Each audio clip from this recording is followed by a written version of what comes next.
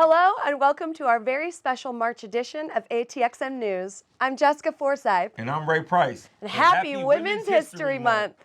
We're both musicians working for musicians through Austin, Texas Musicians Nonprofit, serving the Central Texas music community on city, state, and federal policy, and providing basic needs and services that improve our quality of life. So much of our advocacy work involves both education and preservation. And with this special Women's History Month edition of ATXM News, we hope to shine a spotlight on some very important women musicians who make Austin music what it is. That's right. We've gone in depth with 3 Austin musicians that you, our audience, told us you wanted to hear more about. So without further ado, we sat down with Stephanie Bergara, solo artist, lead singer of Bidi Bidi Banda, and dedicated civil servant.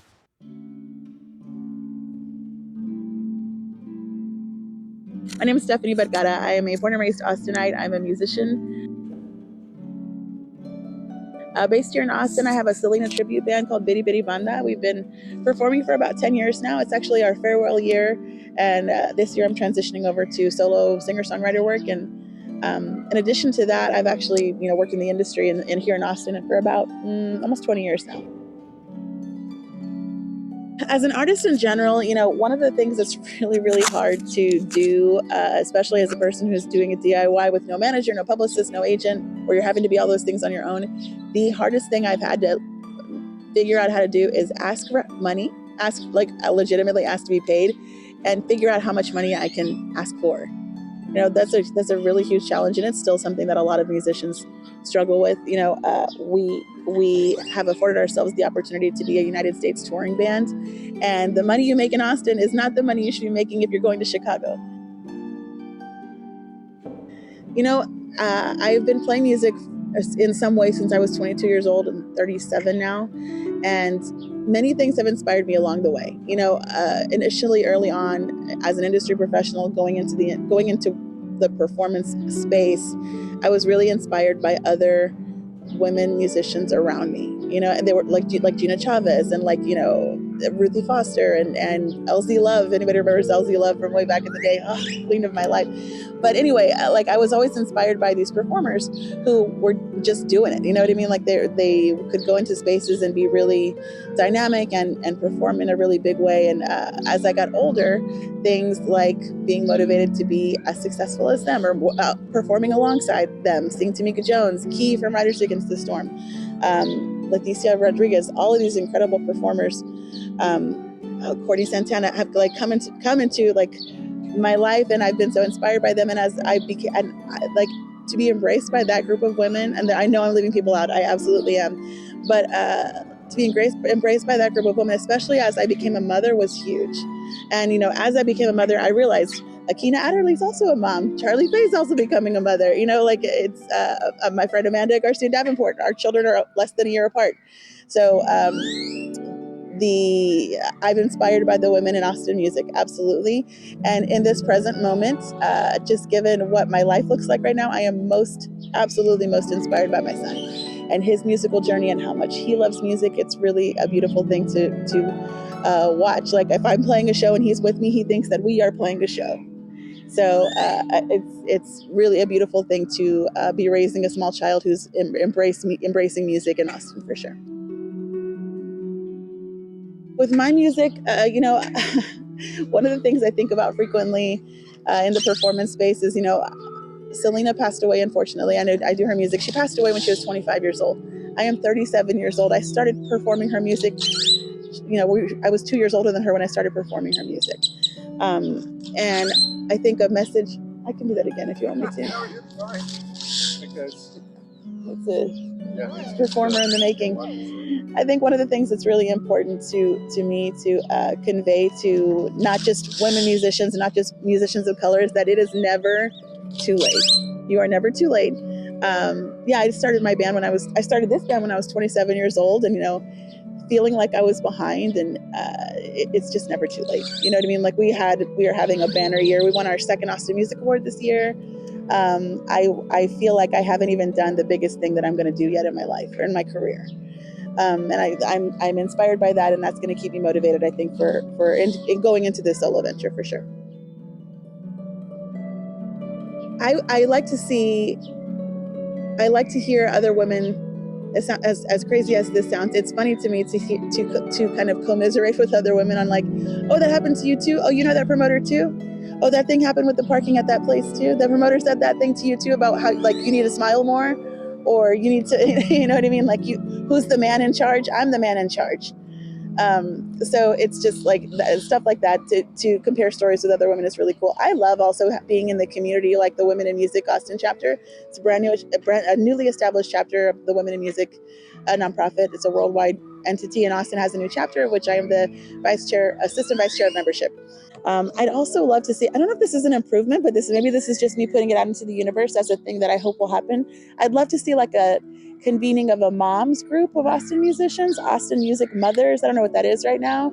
I have kind of a small project in the works next year that I'm excited to talk about. But, there's a lot of women in music who, have the audacity to also become mothers while, becoming touring musicians and performers.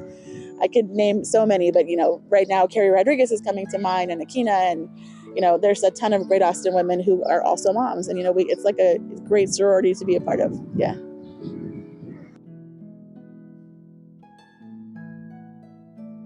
Yeah. So one of the things that's really important to me was that when, I started Bitty Bitty Banda, I wanted to make it incredibly clear that we were musicians from Austin, because even now when we're on the touring spaces, when we tell people we're musicians from Austin, it really means something, and they have an expectation of us, and we have an expectation of what we have to present. So about a year into doing Bitty Bitty Banda, I stopped dressing up as Selena, and that I was hand sewing costumes and doing rhinestones and staying up late into the night worried about the visual of it. And I can't tell you how the dynamic of the band changed when I stopped worrying so much about looking like another person and just worrying about singing as myself.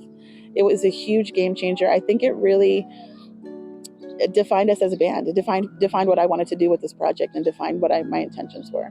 It was never my intention to be Selena forever. It actually was my intention to do it one night only, and it ended up being a thing where we just kept getting asked to do it. And we've been very fortunate to make it part of my life.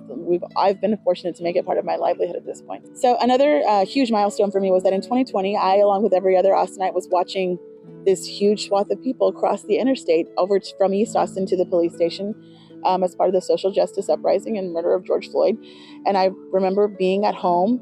I had just dropped my son off with his dad and feeling very helpless and alone, and like, what can I do with this reach that I have as a musician, a successful musician, and as a mother? What can I do to make my own mark and say that, I'm not gonna stand for this, and this work is really important to me. So in 2020, I enacted what I refer to as a diversity clause in the contract, and as an industry term, it's now gone on to be called an inclusivity rider. And the clause basically says, we believe that women should be in positions of power. People should be able to love whoever they want. All lives can't matter, so Black lives matter significantly more, and that people of color should be elevated just as much as anyone else. And, we reserve the right to cancel a show if we feel that that's not happening. So the intention was not to cancel anyone or to cancel any entity. We just wanted to make sure that, we were doing, I wanted to make sure that we were doing what I felt like was the right thing to do. And I know it's the right thing to do. So fortunately for us, we haven't had to cancel anyone. We haven't had to put anyone on blast. If anything, it's started really unique conversations. And we've been able to incorporate performers we know in cities across the country who maybe wouldn't get into those spaces. So, and what I mean when I say if we feel that the needs of the community aren't being met, if we get to a festival and we realize we're the only woman I realize we're the only woman on the lineup, or we're the only people of color on the lineup, or it feels weird, or it feels like, you're only booking us because it's Cinco de Mayo. That was a huge milestone for the band. And we haven't, like I said, haven't needed to cancel anyone or put anyone on Front Street for not collaborating with us. If anything, it's sparked some really interesting conversations, and we've gotten to hire some really incredible musicians to play with us. So it's great. It'll be among my proudest achievements in doing this project in particular. Yeah, so what's next for me is more solo work. I'm venturing out into the solo singer-songwriter work. I'd love to have more opportunities to collaborate with musicians. I really care about it and enjoy, and that's been an interesting journey to kind of determine who wants to work with me and what that looks like and what my sound looks like. I'm still kind of figuring that part out. I had my first official South by Southwest showcase solo debut a couple weeks ago, and it was really wonderful. And To be able to incorporate my family and my son and to see them be excited for me is great. As a person who is as old as South by Southwest, I've known what it was and aspired to be a part of it forever. I actually just saw, this is a sidebar, but I actually just saw a documentary about the back room and how Dangerous Toys and Pariah and like all these incredible bands got their start, not just at the back room, but during South by Southwest. It was so wonderful. Shout out to Boudreaux Partita for making that incredible film. It's funny because when I was first getting into the industry as just an industry person, my intention was to say yes to as many things that made sense as possible. So I handed out flyers at the Concert Festival. I would sell t-shirts for Gina Chavez. I would work the door. I would do production. I wanted to learn how to do everything. And now I'm kind of reverting back to that. And like, I want to collaborate with everyone. What do you like? You want me to sing backing vocals on some country song? Perfect. Do you want to just hear me do oohs and ahs in the back of a hip hop song? I'm into it. Let's do it. But anyway, I think the best place to stay posted on what I've got going on, and I have some fun things happening through the end of this year, but you can do that at Stephanie Bergara on my Facebook and Instagram pages. And then all the latest and greatest on the final Bitty Bitty Banda farewell tour will be happening at Bitty Bitty Banda on Facebook and Instagram. What an incredible woman. Absolutely. And what she was able to do in her role serving for the music office, introducing the $200 city pay rate, it's incredible. I'm sure everybody, myself included, are most grateful for that initiative. Absolutely. Thank you so much, Stephanie. We really appreciate you, and so does your whole community. Next up, I got to talk to McKenna Michels, singer, songwriter, and advocate, and friend.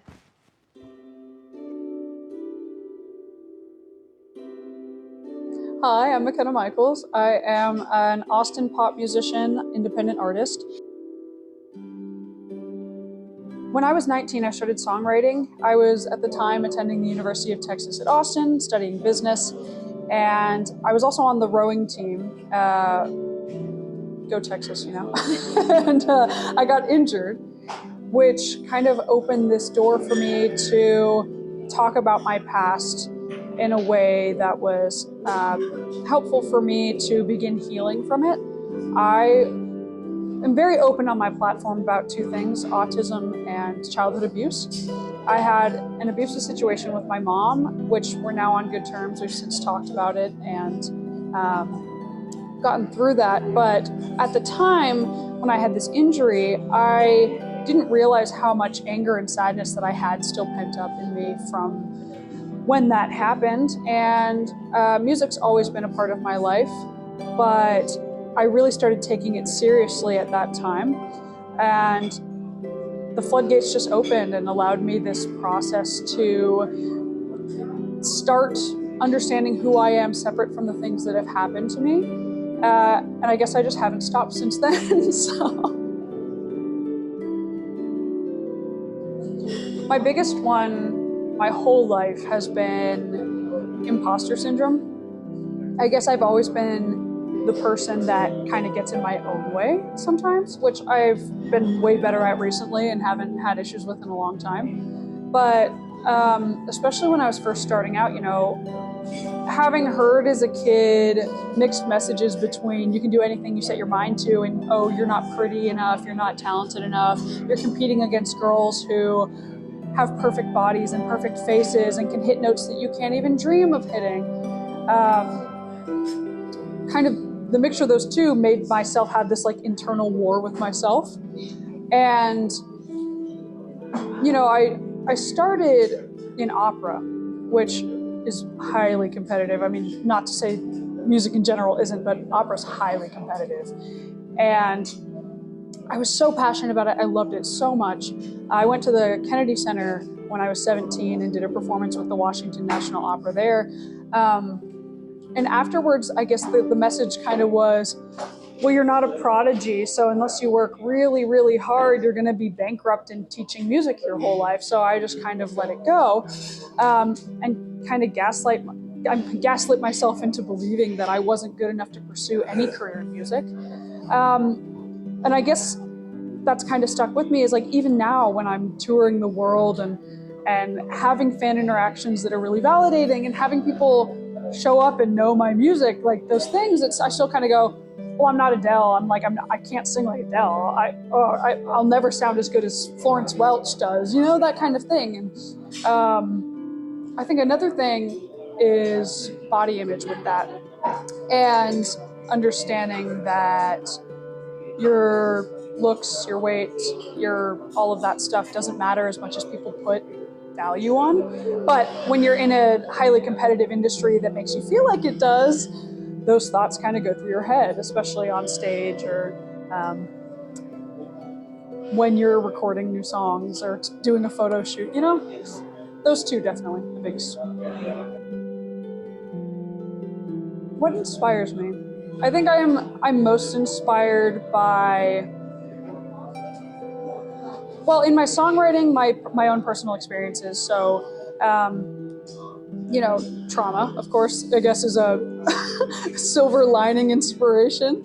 Highly inspired by my own demons, I would say, and the dark thoughts that I have sometimes, which can be good and bad. But in terms of like a positive inspiration, I would say really watching people who have been through harder things than me follow their passions and succeed. Not to like belittle my own experiences, but there are some people who have definitely been through quote unquote worse things. I think I look at that and I go, oh, well, if they can, why can't I? There's no reason why I can't. And I think at the end of the day, people like that, like my friend Michelle, for example, who's in my comic book Survivor, and we tell her whole story. She's in a couple of my music videos. She has cerebral palsy. She had a stroke when she was 5 weeks old. She has epilepsy as well. Goes through the ringer, but still is just the brightest light in anyone's day every day. And people like her, really, truly. I think that the overall message of my music in general is that healing isn't a straight line. And I feel like that's so important because you see these people talking about their healing journeys and they seem like they're on top of the world and like everything's suddenly perfect and dandy for them and they have the perfect families and whatever. And I think that portraying the reality of a healing journey, that it's not a straight line, that it's more like a roller coaster, and you're going to have pits and you're going to have highs, and you're going to sometimes feel like you're having the best day ever, and then the next day you're reminded of something that happened to you and it sticks with you. And I think just having a realistic expectation for ourselves in healing is so important. And that's why my songs, I feel, are so diverse across the pop genre, because you can't portray different feelings with the same sound, and healing is kind of just this, sometimes it's beautiful, sometimes it's sad, sometimes it's angry, sometimes it's just painful. And having all of those things expressed in an album or through a performance, I feel helps not only bring validation to my own experiences, but to others as well.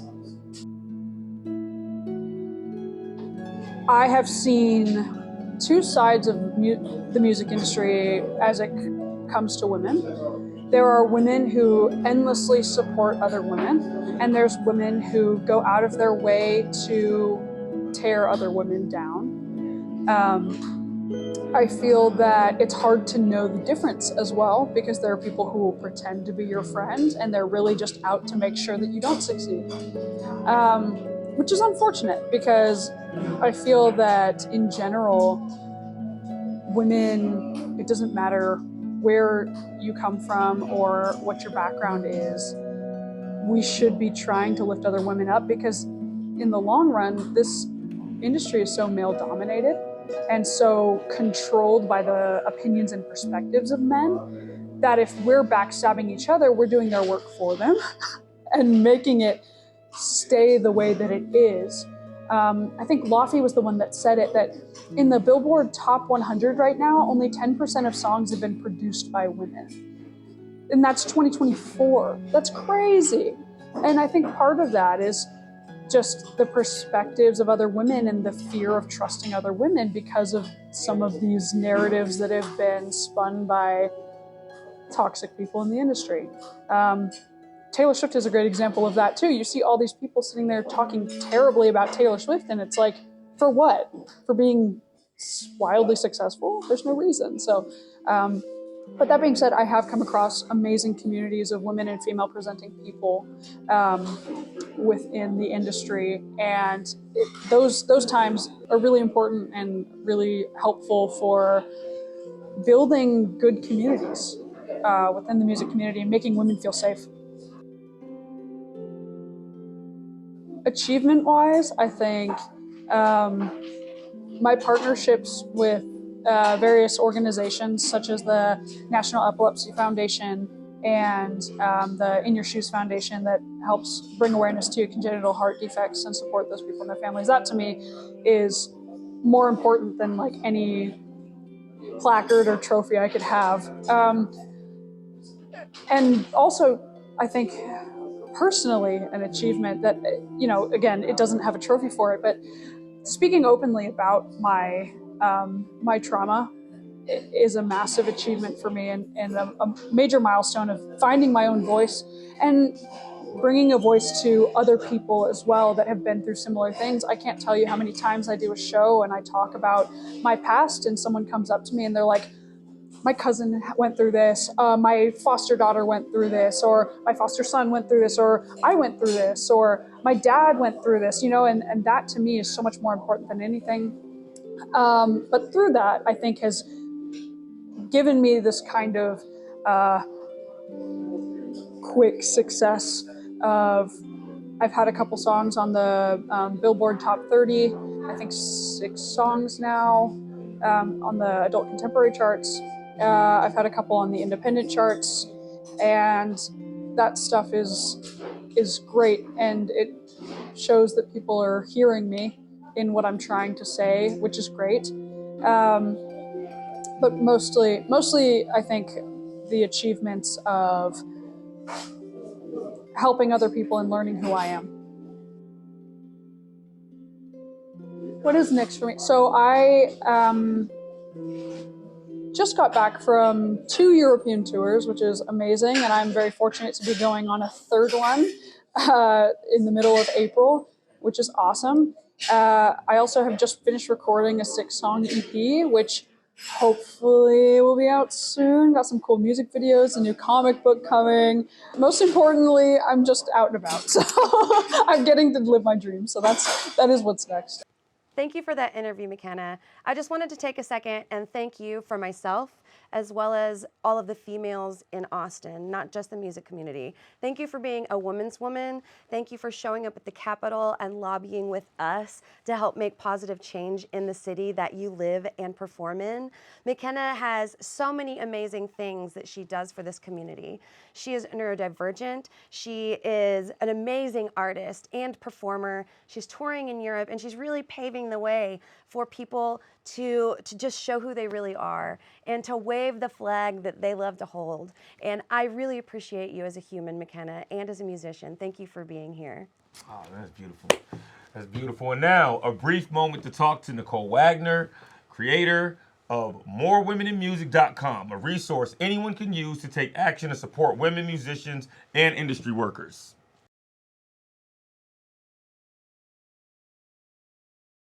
I'm Nichole Wagner. I'm a songwriter here in Austin and also the founder of MoreWomenInMusic.com.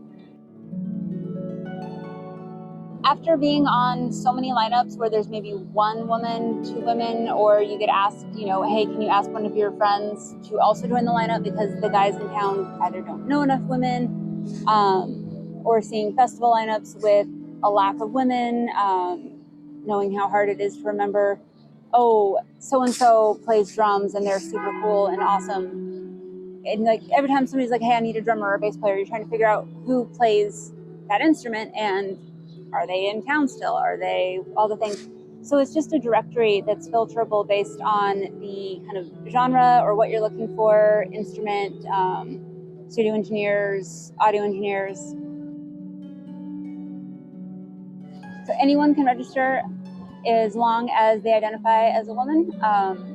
We are definitely not TERFs, so women identifying. anybody. All you have to do is go to the website and start choosing your filters to get a list of people that match what you're looking for. Using it, signing up, telling everybody in your life to either sign up or use it when they're looking to fill a lineup, fill out a band, find a studio. The more people that are in it, the more useful it will be for people who are then looking to hire musicians. So yeah, to sign up, go to morewomeninmusic.com and click the sign up button. And to use it, just go to morewomeninmusic.com.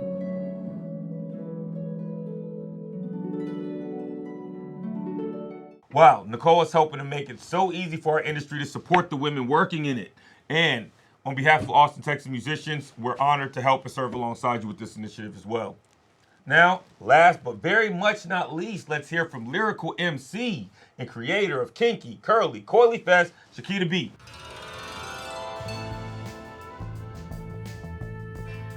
I am Chiquita B. I am a singer/rapper from right here in Austin, Texas. I'm a FemC, which means I am a female MC. And yeah, I've been recording music and performing music since between 2011 and 2012. Well, for one, I would say not getting the pay that I feel like I deserve. I feel like a lot of the local acts don't get the pay that they deserve. We're underpaid, we're valued. And I also feel like as a woman that, I don't get enough recognition and enough, opportunities to headline events like a lot of the male artists that I know that are pretty much on the same level as me. If we're comparing streams, if we're comparing views on videos, if we're comparing followers, why am I not getting the same pay or the same opportunity?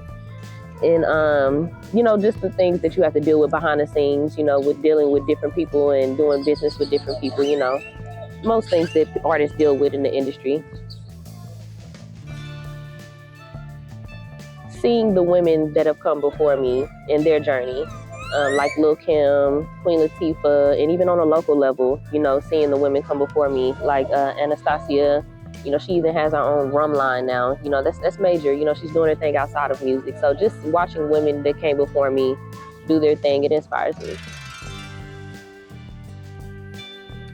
To basically use your voice, be yourself, don't hold back, and be fearless. What I like to do, what I like to see. Well, for one, what I do on my behalf as a woman in the industry, I create my own events and I make sure that I have proper representation of women on the lineup and even the vendors that I choose to put in my events. I make sure that we have proper representation.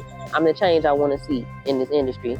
So, that bird is kind of loud. He's like, I got something to say too. Let me chime in. But what I would like to see is more representation of local acts here in the city. We have a lot of tours that come down here, and I would like to see more local acts on the bills. Austin Women's Magazine could do a special, front cover. I also think Austin Chronicle could do a special, do a write-up on, not just artists, but the creatives and entrepreneurs here in the city. And I also think they can do a mural. Why not? Yeah, we can have a mural of women that they celebrate from here in the city, whether, here or not here anymore. I think that they can do a better job at celebrating us. So that's just my opinion. I think that we can have more women in power. I think we can put more women in positions to help other women. We need a voice. We need more representation, more resources, equal pay. So, yeah, that's my opinion. Milestones and achievements. Well, I'm proud of being a part of the Recording Academy. So now that I can vote for the Grammys and attend the Grammys, that was a big milestone for me, being able to attend last year and, see all of the superstars in the building. Kind of felt like one. And then also I got my own day in the city last year on December 14th.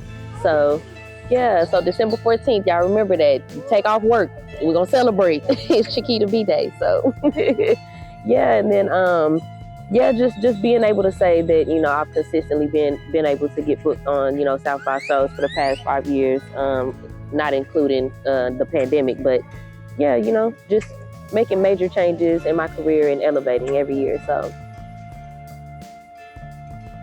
yeah, well, I'm working on more music. I have music videos that I'll be having coming out soon, and I'm working on the details of my festival for this year, Kinky Curly Coily Festival. It is going to be June 23rd at Dottywood Studios.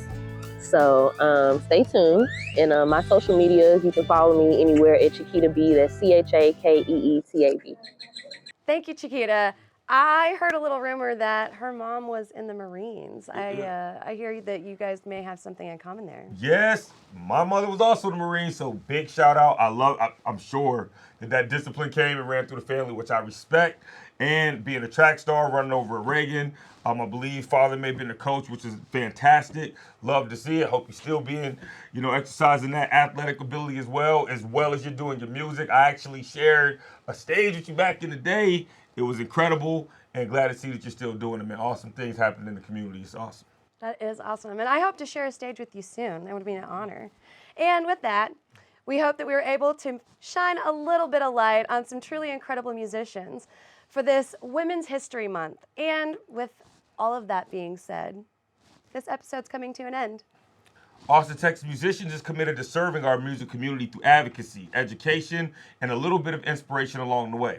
Catch our next episodes to see stories on the projects we're working on and ways we're fighting for all musicians to have a better quality of life within the live music capital of the world. We hope you'll join us on this journey. Happy Women's History Month again. And make sure to get out and support your local women artists and businesses. See you next time.